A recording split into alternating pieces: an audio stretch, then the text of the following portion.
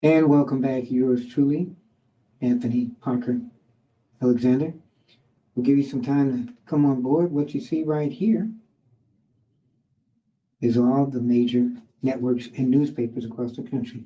The New York Times, the Washington Post, MSNBC, CBS, ABC, CNN.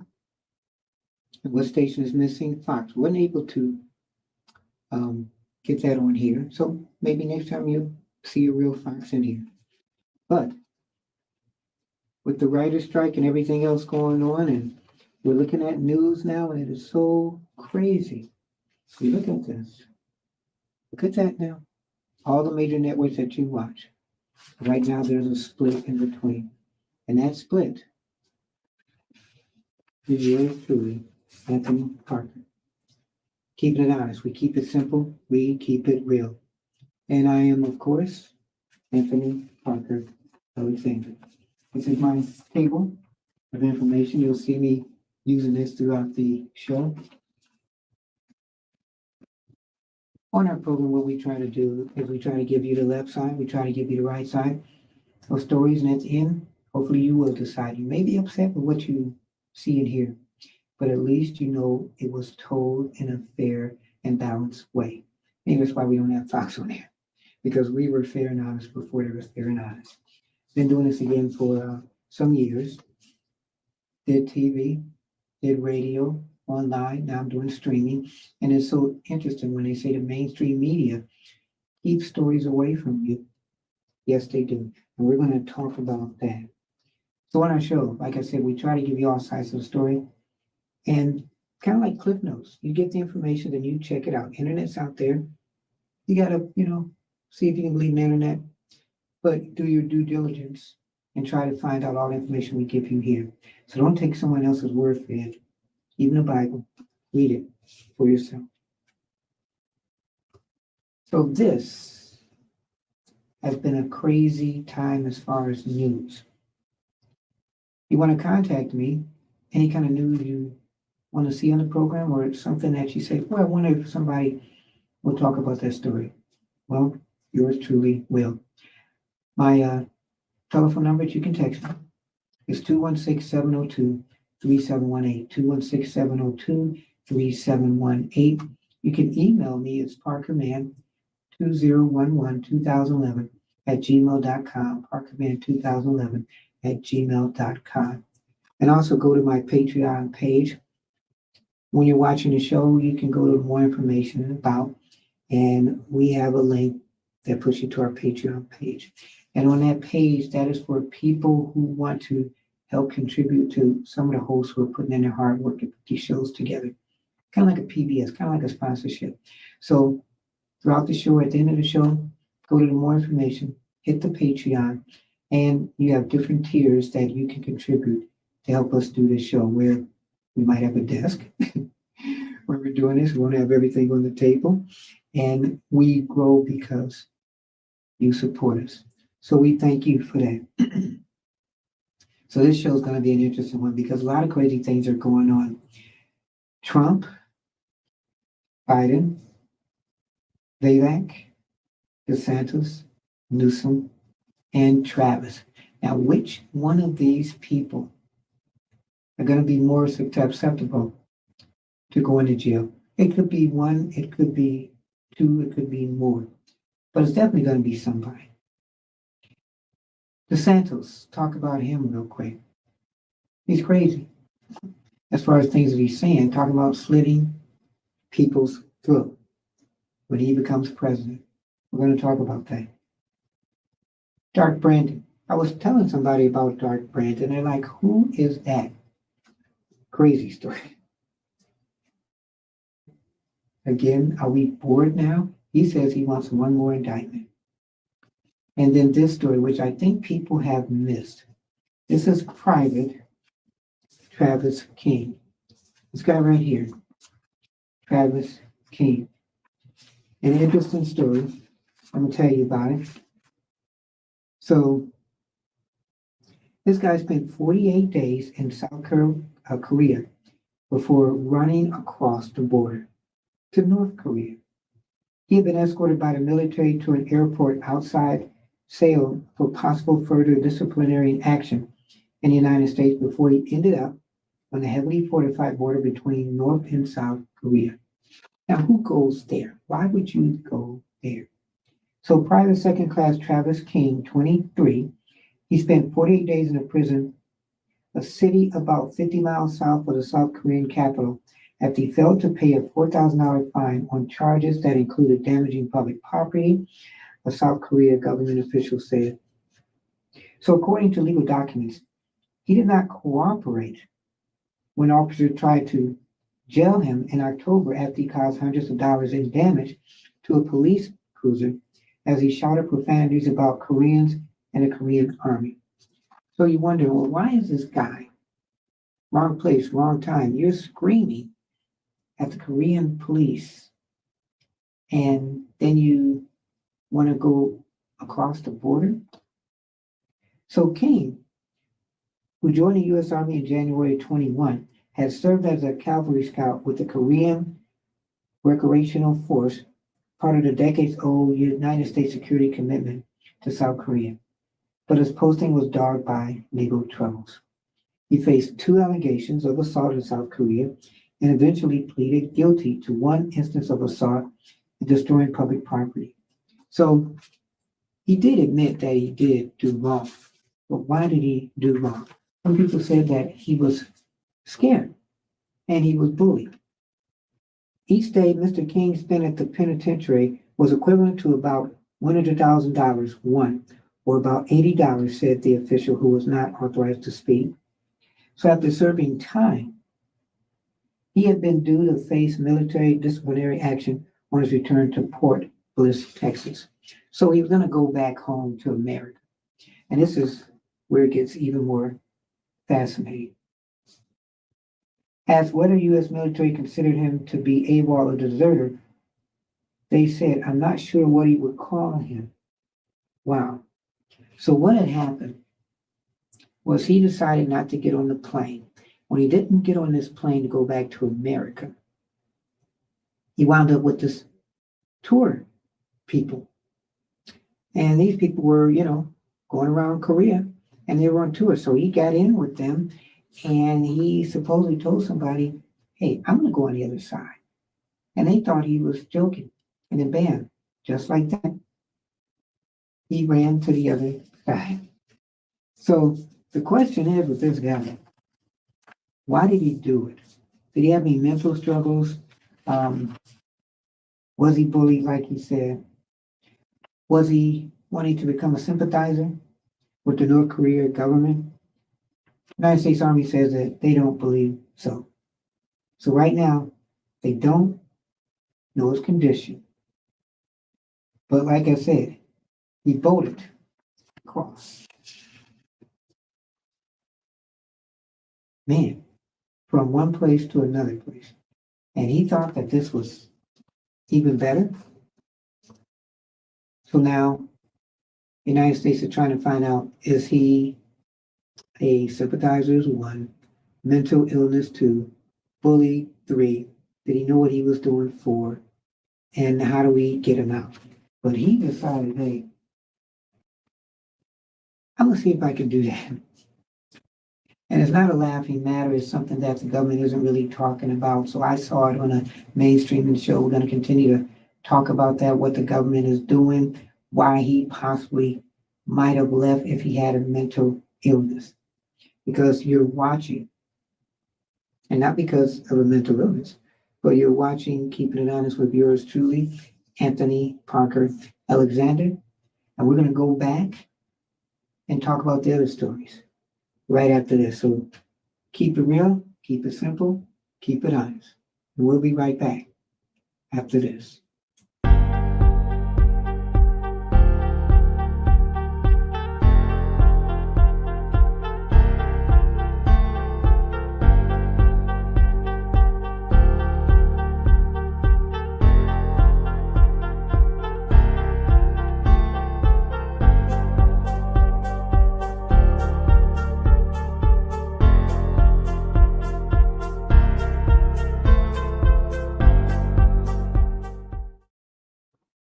And welcome back again. You just saw me jump. You're watching Keeping It Honest with yours truly, Anthony Parker Alexander. And we are talking about, get my mic here going. There we go. We are talking about a lot of the crazy stories that have happened. So sit back, relax, and enjoy. Well, I tell you, when you got that 30-second break, hopefully you guys get to run around and get something too, because that's what I did. So like I said, we have a lot of papers here, and we're going to talk about some things. So current events, right here. One thing I like, we had so many trials and indictments coming up in the process. We've seen a lot. So I like the official reports of the indictments. I like reading like you see other media people reading, or maybe their people read. But I've got right here, Hunter Biden indictment. This is 45 pages. I've got right here, as I try to look, no, this one's 45 pages. It's like a lot. Upcoming show, we're going to break it down, make it interesting to you. And this talks about Donald Trump and the indictments that he has. Kind of normal now for him. And this is Hunter Biden. And this is the indictment, 19 pages. So I know a lot of people, when you look at the pundits on TV and they talk about different things, well, I've looked at the indictment. Have you seen the indictment? So I have seen the indictment. And I'm telling you, it is very fascinating.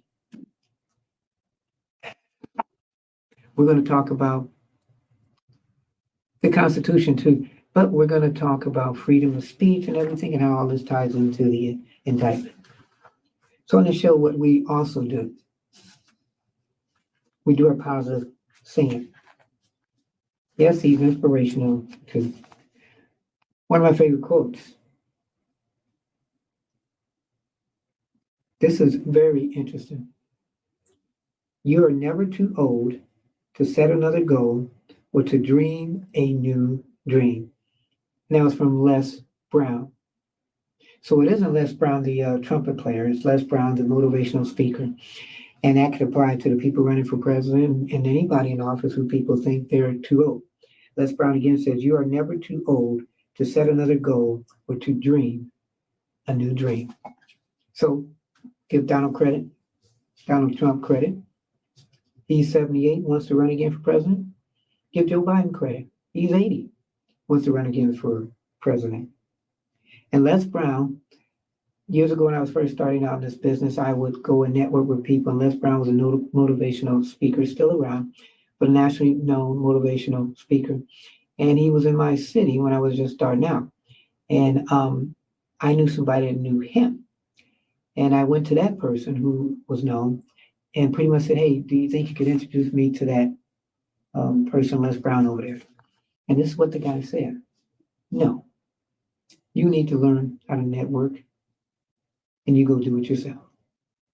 And besides me saying, wow, man, I went over there and did it myself.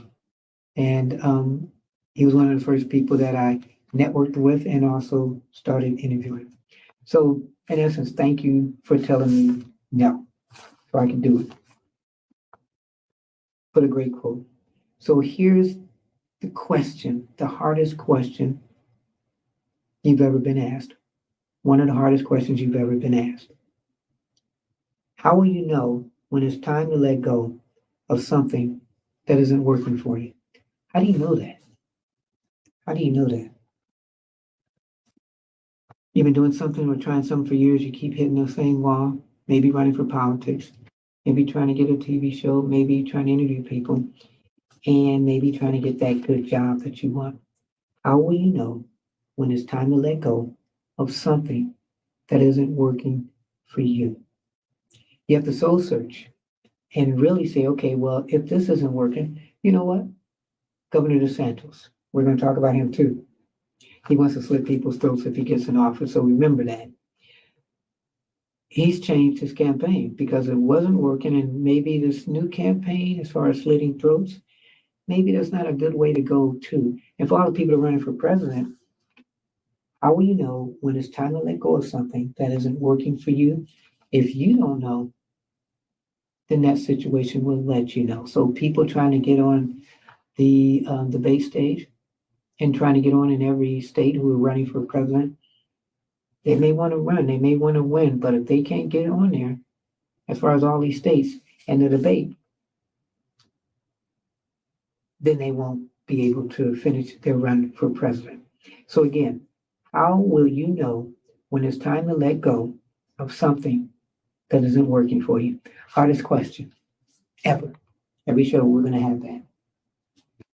So speaking of, and I just kind of chuckled, we got the federal charges against Trump. Conspiracy to defraud the United States, conspiracy to obstruct official proceedings, obstruction of official proceeding, and conspiracy against rights. Right there. And I was watching him recently, and you got to give the guy credit. Whether you're for him or against him, how does he keep on doing what he does? How does he do that? I don't know. I give him a lot of credit, though. And then we come to the person that I don't give credit to, Hunter Biden. 2 counts of willful failure to pay federal income tax, and 1 count of possession of a firearm by a person who is an unlawful user or addicted to a controlled substance. Hunter Biden. And here, right here, you look at Donald Trump. These are just some of the court proceedings that he has coming up for the run for president. How is he even going to make it for the run for president? Because it's a lot to do. When's he going to take the time and have the time to go to court and also to run and try to win? But the way that things are today, is it the best of 2 evils or the worst of 2 evils? So you got him, but then you have Biden now. And his name has gone down so bad that you wonder, is there going to be a Claiborne to help him out? Because even now, Obama's trying to help him out. But will Biden listen? We're going to find out. And how many people think that he is involved with Hunter Biden and the money trail? Everybody, every politician these days, it seems, the ones running for mayor or president, and probably mayor too, and senator, and governor, you tell me, and council person, let's not forget that, do you really believe in your politicians? So we're going to give you a Cliff Notes real quick. Trump's indictments. He has 4 criminal investigations. Indicted. The Manhattan hush money probe. Don't remember these. Indicted. Special counsel's Mar-a-Lago document case with all those packages, those boxes. Hey, I forgot. I thought I could keep these. Indicted. Special counsel's January 6th investigation, which they're talking about, and under investigation, post-election conduct in Fulton County, Georgia. So, as he's out and about, and the lawyers are out and about, they're saying that he willfully started an insurrection. But it's interesting because nobody who was involved directly, politically with him is being indicted, but just him. So you look at it, okay, well, when people get you engaged or hopeful, they can kind of lead you the way that they want to lead you. From politicians to giving you what you want to hear, to pastors giving you what you want to hear, to media outlets giving you what you want to hear. So again, when they give you what you want to hear, use Cliff Notes, like I said. So we just talked about a little bit about Trump, but Biden has claimed that he had no knowledge of Hunter's business dealings, saying that he had never discussed with my son or my brother or anyone else anything having to do with this business, period. That's why I never talked to my son or my brother or anyone else, even distant family members, about their business interests, period. Like many people, and this is what Biden's attorney said, Hunter spoke with his father every day and would often put his father occasionally would put his father on to say hello to whoever he happened to be caught on talking to the phone at dinner with. Mr. Archer, who was saying that Mr. Biden was there, didn't just say hi, but he was on phone calls. Do you believe that Joe Biden, in the years he was VP, and also in those years when his son was heavily influenced by drugs, didn't try to take money or say, hey, you know what, my dad is here. Dad, you want to say hi to Barista or another country? So the attorney said, as he described it, it was all casual. They talked about the weather, what's going on. There wasn't a single conversation about any of the business dealings that Hunter had. So you're in the kitchen, Joe Biden, and you go into the living room and Hunter's on the phone talking to a moneymaker. And then does Hunter say, hey, Dad, since you're here, I'm talking to this guy. You want to say hi? Oh, yeah. And then Hunter gives his dad the phone, and Biden gets on. Oh, yeah, the weather's doing good. I'm doing good. Yeah. Or does he say, oh, yeah, well, you want me to see if I can make that deal?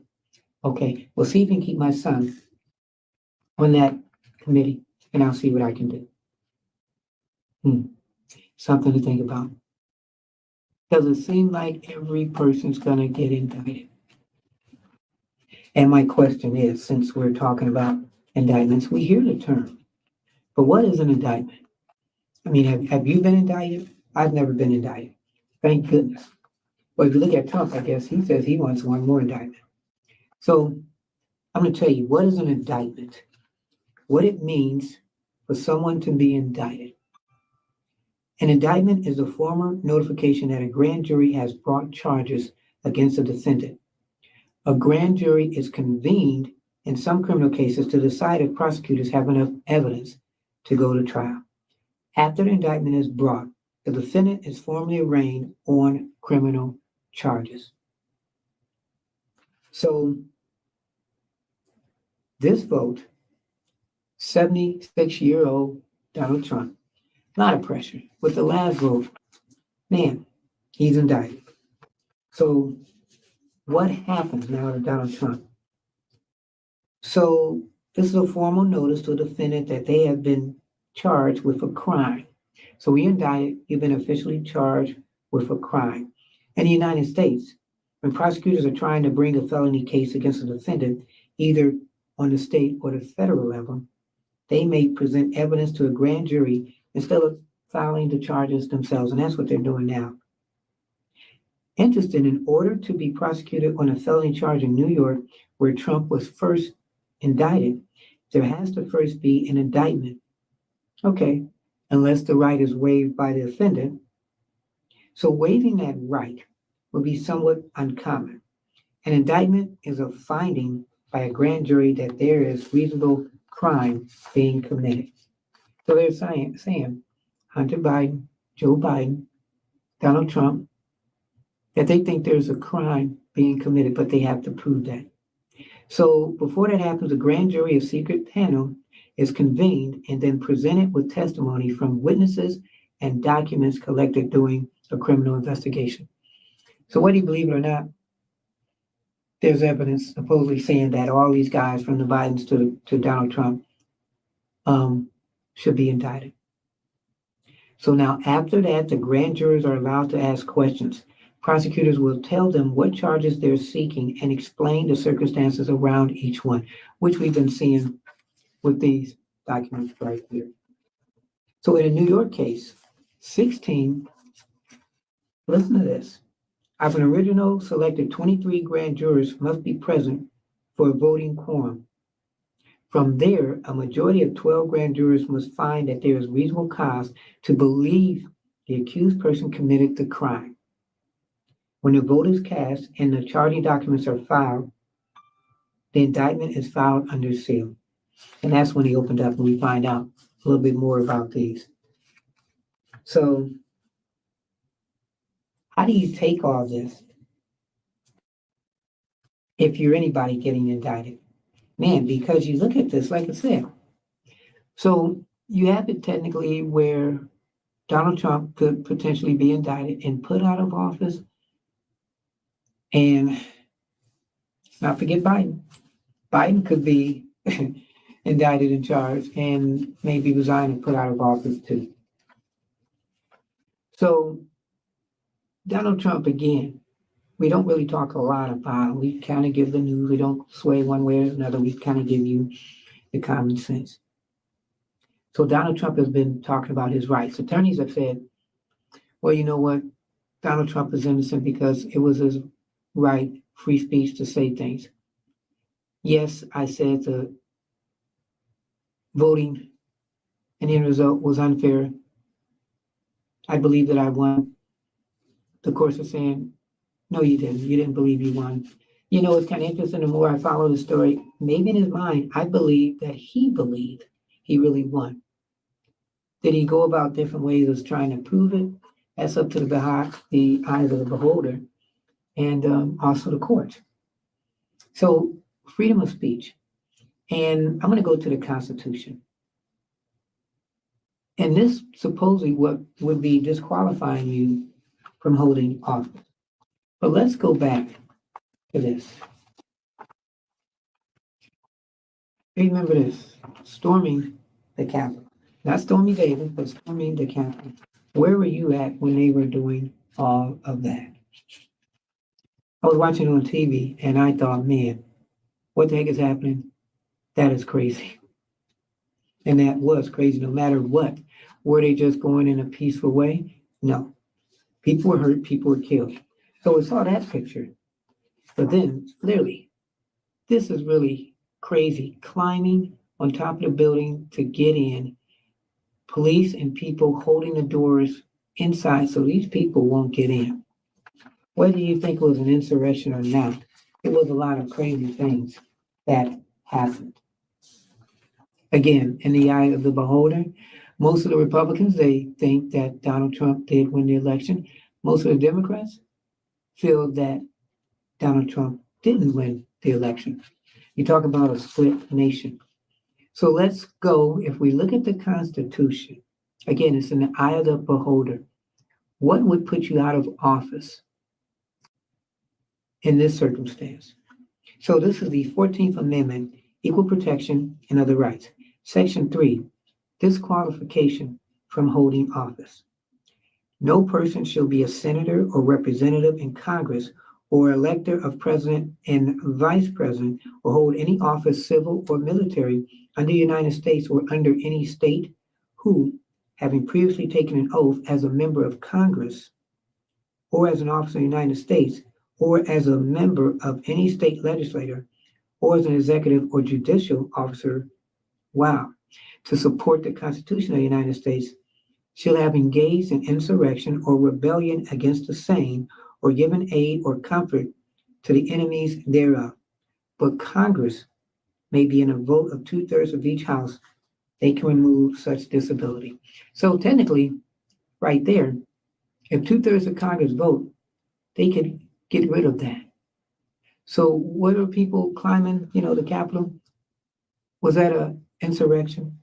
In Section 3, it was adopted after the Civil War as a mechanism to protect American democracy from those disloyal to the Constitution.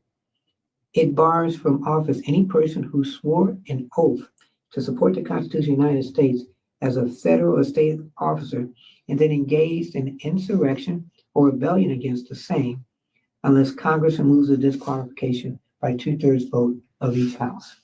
So again, look at these pictures. Was this considered an insurrection? Did Donald Trump try to get people to go to the Capitol and raid it?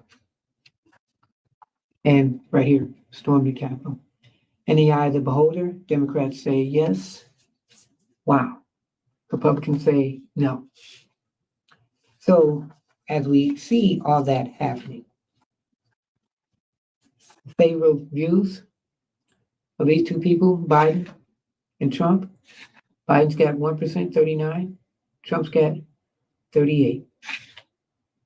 People who really don't approve of both of them, 24%. So if they're neck and neck, which is crazy. So if 24%, they'll either probably split it or they'll go to one or the other, depending who's indicted and who you believe in. Biden approval so far. He's got a lot to make up for, dealing with his daughter and some other things which we'll talk about. Overall approval is 40%. Economic approval, 34. One of the lowest percentage points running for president. And you have Kamala Harris, who has the lowest percentage points ever for a person running for VP. When asked about that, she said, well, there are some people that love me, but do they love her enough to want her to be president? Keep it simple, keep it honest, keep it real. You're watching our show. We thank you for supporting us. We love you for continuing to support us. And we want to tell you, hey, if it wasn't for you guys, we would not be here. So continue to support us as we support you. Joe Biden, President Biden. Neck and neck, it seems like. It's one thing that they're doing. They are neck and neck as far as getting them in so much trouble or people getting them in so much trouble. So there's a CNN poll. Who is more likable? And are you just tired of these two now? Okay. Aren't you just tired? So there's 24% of people who say they don't support neither side. So when you zoom in on these, unfavorable, 22% of adults and 21% of registered voters had an unfavorable view of both men. So let's consider this. Let's go back when Hillary Clinton was running. Her approval rating, which was really interesting, it was higher than these two guys. Okay. It was higher than these two guys. Hers was 40%.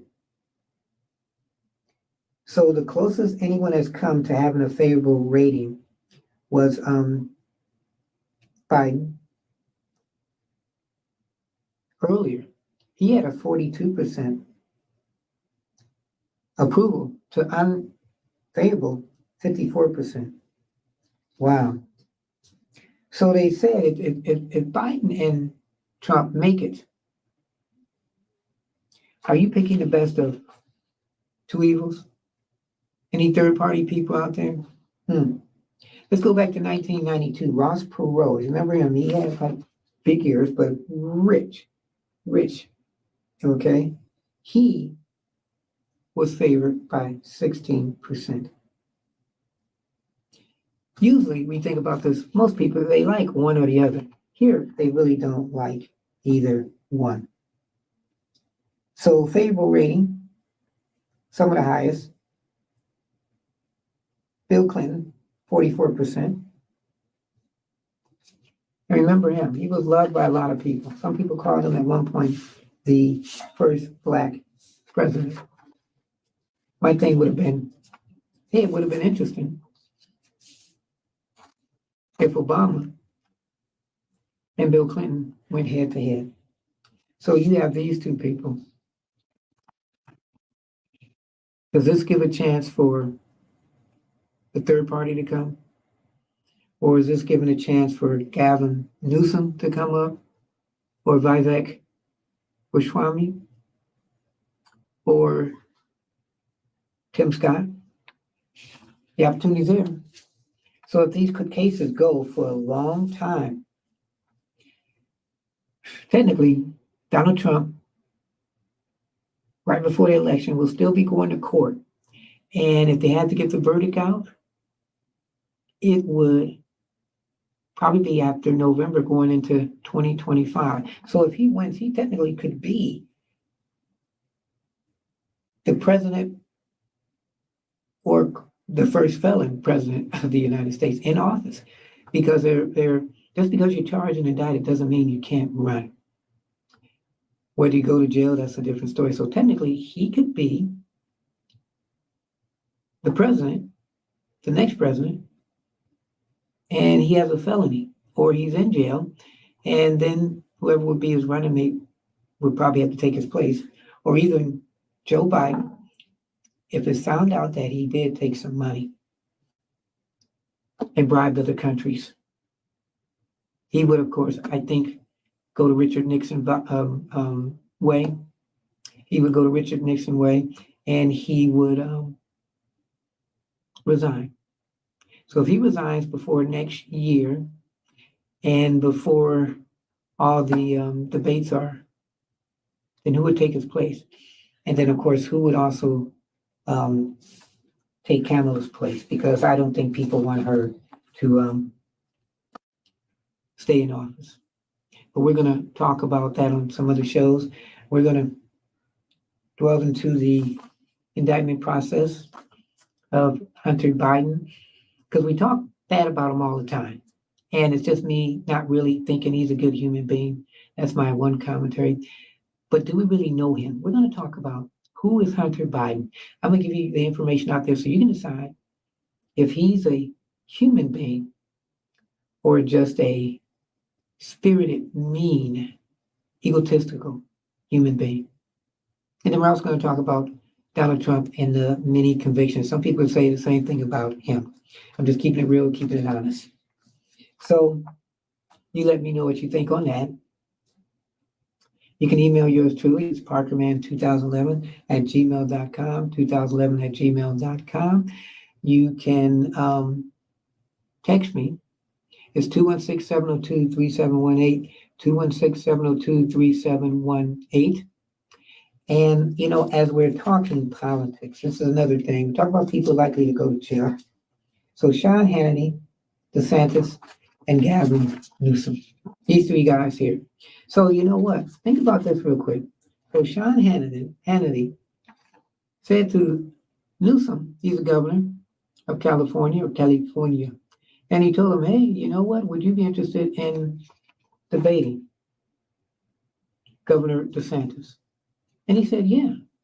So Hannity asked DeSantis, and DeSantis, yeah, I want to do that too. So my question is, why would a guy who's running for president debate a guy who is a governor? Both of them are governors, but why take your time? So Arnold Schwarzenegger said this would be a no-brainer if they debate each other, and how exciting it would be. So it's going to take place. It's going to be either November 8th or 10th in either Georgia, Nevada, or now North Carolina. So he wants to go. This is DeSantis wants to go after Newsom's record. So it will be Florida technically against California. So this is what DeSantis says. Florida has been the number one state for net in immigration. We have the number one ranked economy, number one in education, crime at a 50-year low. But in another sense, this is the debate for the future of our country, because you have people like Joe Biden. They would love to see the Californiation of the United States. So Florida is one of the best, which is interesting, states to live in. So Florida increased the population by 1.9%, making it the fastest growing state. So during the same period, California saw a population decline, in this case by 0.3%. So Governor Newsom, which is interesting, he's been wanting to challenge Governor DeSantis for a while. But why? I mean, are you doing this because you want to make a name for yourself? Because supposedly you can put your name on a ticket if you're successful against DeSantis, and then be that person, take the place of Joe Biden? Because people see, okay, he can really fight, he can really debate. Where DeSantis, if you lose a debate with this guy who's not running right now for president, and you're losing by Trump in at least 20, 30, 40% digits, you're going to really look bad. So Newsom says he's ready to do this. And DeSantis is ready too. So with this, Biden may not even be the nominee. You could have Gavin Newsom. You could even have Kamala Harris. And I think if we go down that direction, that's going to accelerate American decline. So why exactly are you, Governor Newsom, running a debate against presidential candidate? Wow. In California, I mean, they're low in employment, they're high in inflation, and it's hard to find even a place to live. But this will be probably one of the most exciting debates ever. There's some rationale between these two, and it's a coup with Sean Hannity. There's some rationale between Governor DeSantis of Florida and Governor Newsom of California. There's a lot to lose, but there's a lot to gain. Speaking of gaining, I want to just slit their throats. That is what Florida Governor Ron DeSantis said. He's trying to recreate his campaign. Okay, he's had people, staffers that have quit. He's had to have them, fired, let go. He's had some of the employees, staffers who weren't representative of him, or maybe they were. So he said not too long ago that if elected to the White House, he would start slitting throats in the federal bureaucracy on his first day in power. So why would you do that? I mean, you've had a conservative writer created a video containing a Nazi symbol on your staff you got rid of. So he made his comment about slitting throats in an event in the second state to vote. On bureaucracy, this is exactly what he said, so I'm not taking anything out. On bureaucracy, we're going to have all these deep state people, we're going to start slitting throats on day one and be ready to go. You're going to see a huge, huge outcry because Washington wants to protect its own. So we can see draining the swamp, not draining the people. Slitting their throats. I mean, really? Now, would something like that cause an insurrection? You get to the wrong people that believe in you and they say, hey, you know what? This is what he says. Maybe this is what he means. So DeSantis has used this term before, slitting throats. He used it when he wanted to appoint a defense secretary who would slit some throats. And he, very firm, very strong, said, slit some throats. What is this world coming to? Wow. So it's interesting. He, DeSantis, was a United States Navy lawyer, and he knows about the military. He started his legal career at Guantanamo Bay, so he knows the legalities of things. So when you say certain things, you just really have to be careful. As I said, freedom of speech. Speaking of speech, trying to get my microphone together. So when you're doing a show on your own, you can see all this that we're doing, the time and effort. So again, on our show, we keep it simple, keep it real, we keep it honest. We thank you guys for supporting the show. Go to our Patreon page, and on there you can sponsor, help us grow. You can say, hey, you know what? We like the show. We want to be a part of this family as it grows, as they tell stories that nobody else talks about, or they don't talk about it and put that Parker spin on there. So you go to Patreon and you look up Keep It Simple or Keep It Honest with Anthony Parker Alexander, or you go to my more information about right on here, and it would automatically take you to that website. And we have 3 different tiers that you can subscribe to be a part of our family and help us grow. From microphones to cameras to putting together all this work that we do. And we do it for you. So one of my people that I really like, Vivek. We talk about who you don't want because you're tired. Well, Vivek Ramaswamy, I got it right now because he's getting known. So a year ago, we didn't know anything about this guy. Excuse me. Now, in the Republican Party, you have Donald Trump, you have DeSantis, you have Tim Scott, and now Vivek Ramaswamy. So you may not believe in everything that he says, but he seems like he believes in God. I've seen a couple of town hall meetings. This guy can answer anything. I would really love to see him and maybe Cornel West talk. But the energy that you see in this guy, that's how he is. He can talk at the drop of a hat. Background, guy's got a lot of money, billionaire. He's done cancer research. He's done a lot of scientific research. He's helped with cures. He wants to run for president and change the world and literally change the world. Some of the things he wants to do, which I don't like though, he wants to make the voting age 25 and up.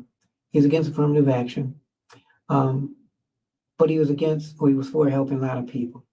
But he's a guy where he might make it in somebody's cabinet, or right now he's in fourth place. But right when Donald Trump was running, he had 1% at the time that Vivek is running now. And look at Donald Trump now. So you don't know. Do you want old blood in there, or do you want new blood in there in the office? So I had mentioned that we were talking about the one guy and that story dealing with the military. So we're going to come back right after this and continue it. You're watching Keeping It Honest with yours truly, Anthony Parker Alexander.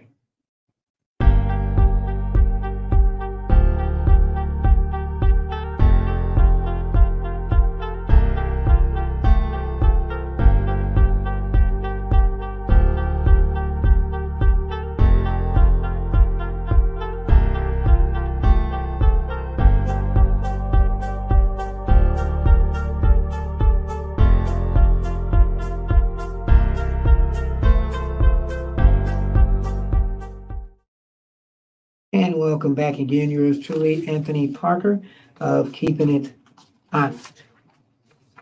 So when we talked about the story, I did some research, and this is about the guy, Travis King.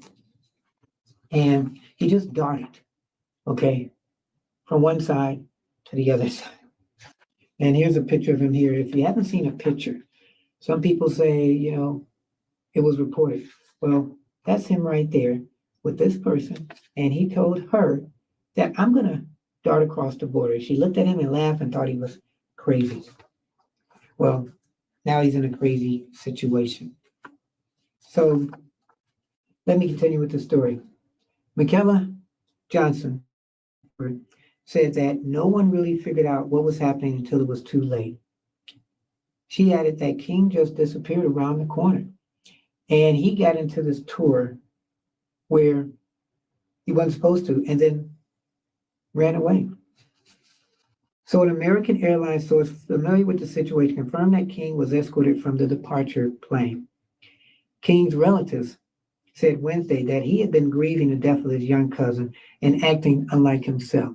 So maybe that's what got him, kind of goofy. It's out of his character, his uncle said. I've never seen him get down like that ever. He's the first American known to have been detained in North Korea for nearly 5 years. It is also possible that North Korea will interrogate him. The U.S. has about 28,000 troops stationed in the South, a treaty ally that has remained frozen in conflict with the North since the Korean War ended in an armistice rather than a peace treaty over 70 years ago. So now that he's over there, what is the United States going to do? So they're trying to see if they can classify him as a, despite him running himself. And if they decide he's a prisoner of war, it might help him. But if he's just somebody that ran away, he will not be able to be helped. So as an active duty person, he might appear to qualify as a prisoner of war. But if he doesn't, well, he's just up the creek. So he must be treated no matter what, humanly in accordance with international law. So as we talk about him, and I'm going to read you some of the comments that was said. So what do you think so far? Do you think the United States should go after him and save him?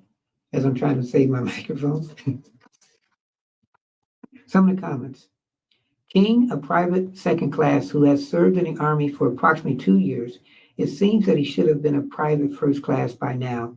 Perhaps disciplinary issues slowed his progression to rank. Wow. Now it makes much sense. He won't take responsibility for his actions and ran instead. This is a common theme today, to have no accountability, while the family members lie and say that he was getting his life together and never did anything wrong. Wow. So again, this is the story of a family trying to come through. And the family, which is interesting, they said that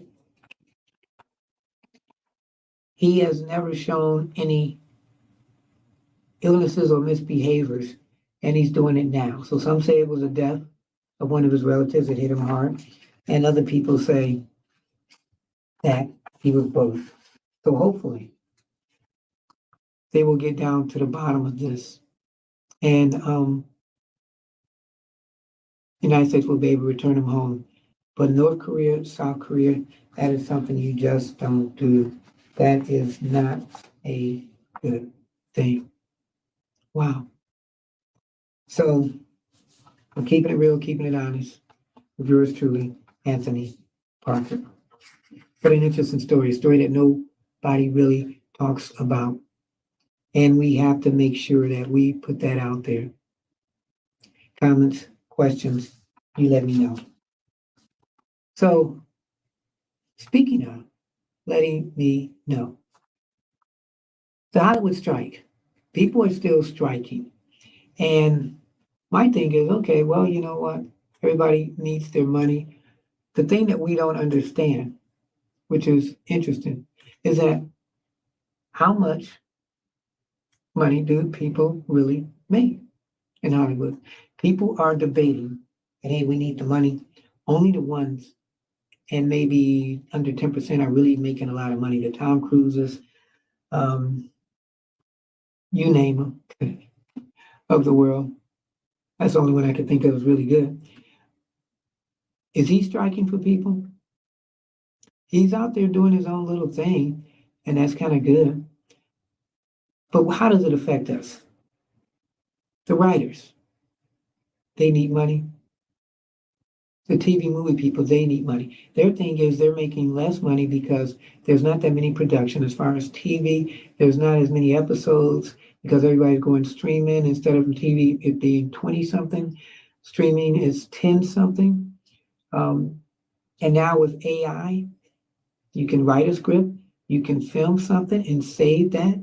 And then since people aren't getting as much residuals and shows are being canceled, you have no proof literally if this is your work that you've done. So I say, if you've done the work, make sure you save it as soon as you've done it. So we're looking at this, and the powers that be say, okay, well, you know what? And most of them don't even have health care, which is interesting. But the powers that be in Hollywood are saying, okay, keep striking as long as you want, because we can hold out. So some people in Hollywood, the strikers, they're not saying don't support streamers, but they would kind of like it one day you stop streaming something. Because streaming to me and probably to you, if there's no new stuff on TV or movies, well, you know what? We got streaming. We can look at any show we want to that we never had time. So are you willing for one day to support the actors and writers and stop streaming for at least one day? Or for people in Hollywood, if you can't get a job, would you become a scab to get yourself out there? I put this out to people. If there's a job that you want and your company or the job that you were trying to get into went on strike, would you use that as an opportunity to get a job and be known as a scab? Or let's go back to my question that I said. When do you know that it's time to give up something that you've been doing? Put that question into that question. Would you cross a picket line to make it work for you, or would you support that organization? Wow. Something to think about. Speaking of thinking about, real quick, we're going to literally almost end on a good story. Well, I don't know if it's a good story, but it's an interesting story. All right. See this lady right here? Nice lady. Her grandma kind of person. Somebody probably in your neighborhood who you know, who you've helped or she's helped you. And she's also executive director of the Police Officers Association in San Jose. So look at this right here. There she goes, right there. Hey, doing some good things, huh? Keep staring at this picture till I give you this story. This lady, people called her the Breaking Bad grandma. She's accused of running a drug ring from her California home, and it shocked the neighborhood, and they called her the Breaking Bad grandma. Joanne Segovia, she worked as executive director of the San Jose Police Officers Association. She's been slapped with federal charges for allegedly importing a synthetic opioid called Valerie fentanyl. She's more the kind of person you would imagine who would have chosen to make chocolate chip cookies or something ready for the kids like a typical grandma. This is a complete surprise. There was nothing unusual going on there. It's like Breaking Bad. You're not expecting that at all. I mean, everyone is shocked. And if you remember Breaking Bad, it was a story of a teacher in school who needed money and had cancer, I think. So he found a way of making drugs and selling them. They say it's one of the best shows ever on TV. So now she's included on that. So according to an affidavit filed by federal prosecutors, 64-year-old Segovia received at least 61 packages at her home during October 2015 to January 23rd. When interviewed by officers, the grandma said to have tried to blame her housekeeper. That's not me with those, that's my housekeeper. Now the package, they came from India, Canada, Great Britain, Hong Kong, and China. They were labeled as containing an assortment of items, including wedding party favors, makeup supplements, and chocolate and sweets. And this lady, she had everything together as far as the labeling. So the investigators claimed that they didn't have any of that in those packages. It was fentanyl. So Joanne has always been extremely friendly and just enjoyable. If someone asked me who might be doing something unlawful, Joanna's name would never appear. But sometimes it's always a person who you don't expect, isn't it? She was first interviewed by agents on February 1st. And during that time, she was working for the police department.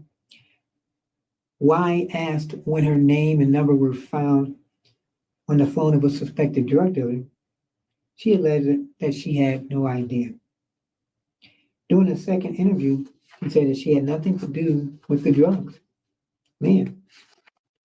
She said that the unnamed woman, her housekeeper, was suffering from a substance abuse disaster and had access to her personal, drugs. I mean, this is just so funny. She received at least 61 packages, and she allegedly sent the packages. The return address was the San Jose Police Officers Association. Wow. So the city is totally upset with what happened. She's receiving drugs there, and has the gall to be, a grandma. So even somebody's grandma, instead of going over for coffee and cake, you're getting coffee, cake, and fentanyl.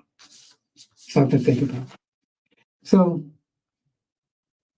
you've been watching, of course, Keeping It Honest with yours truly, Anthony Parker. And what we do on the show, all this paperwork. We try to do a show that makes you think at the end of the day, boy, we need to help support him. We need to help him because we really like what he does. He's entertaining us. He's showing us, hey, you know what? Interested Mike? People walking by. We're in a live studio. This is live streaming. All right. So tell your friends, like us, share us, subscribe to us. Tell your friends that we keep it honest, we keep it real, and we keep it simple. Email me, parkerman2011 at gmail.com. Parkerman2011 at gmail.com. You can text me. Telephone number is 216-702-3718. 216-702-3718. And share the show. Support the show. And keep it simple, keep it real, keep it honest. Something to think about. Negativity is a choice. Resentment is a choice. Anger is a choice. Optimism is a choice. Compassion is a choice. Forgiveness is a choice. Empathy is a choice. How we live our one given life is a choice. So choose wisely. We thank you again for supporting the show. Hit like, subscribe, tell your friends. If it wasn't for you guys supporting us as we grow, you grow. I'm Anthony Parker Alexander. Keep your head up, never look down, always believe in yourself, and therein will lie your answer. God bless.